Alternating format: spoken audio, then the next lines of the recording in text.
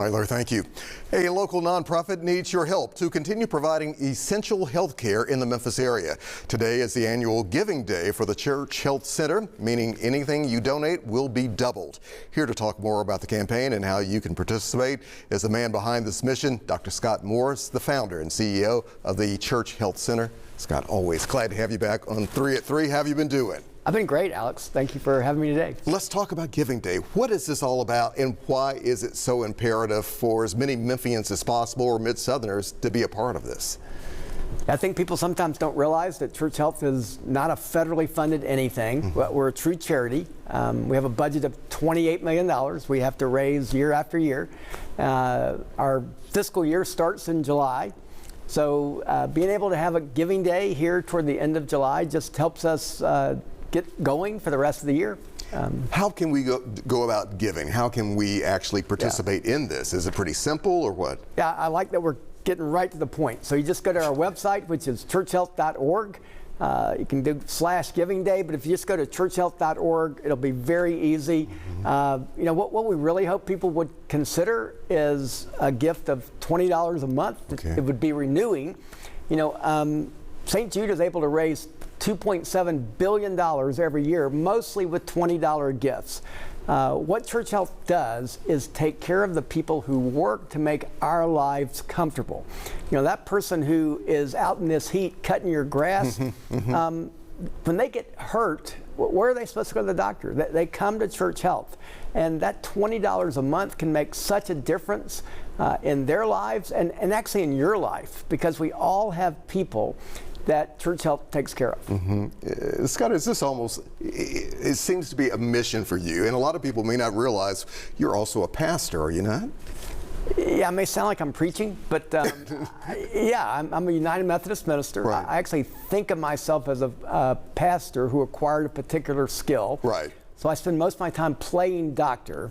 But yeah, you know, the work of Church Health is all driven because we believe this is what God has called us to do. It's also why we don't pursue federal funding.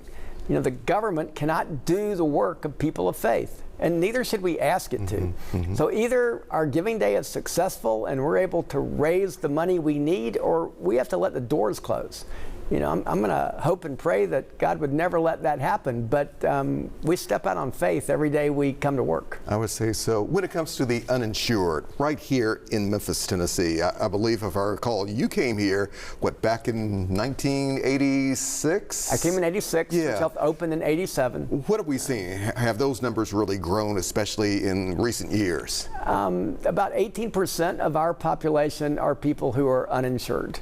And then how many undocumented people are there in our community? I don't think anybody knows.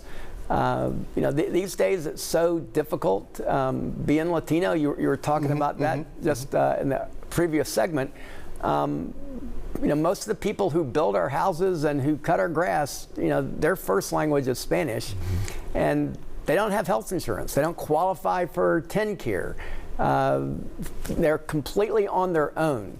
But I believe that if somebody's building a house in Germantown and he falls off the roof and breaks his arm, we have an obligation to take care of him. And for that reason, Church Health will be there every day as long as we're able to. And what type of services, very quickly, Scott, are we talking about here? Yeah, so we can take care of anything from the cradle to the grave. You know, a broken arm, a child, a 90-year-old woman. We do behavioral health as well. I mean, you know, one of the worst things I've seen here recently is a man who is 38 years old. He's been in Memphis for all of his adult life. Because of the immigration issues, he starts crying in front of me. You know, I'm not a criminal. I'm not a criminal. I work 2 jobs. You know, if I go back to Guatemala, they'll kill me.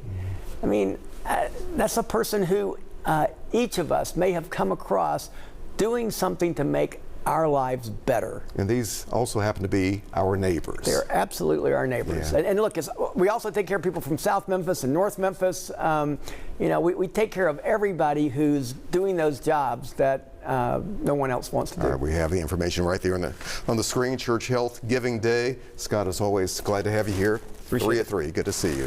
All right, a short break. Back in a minute.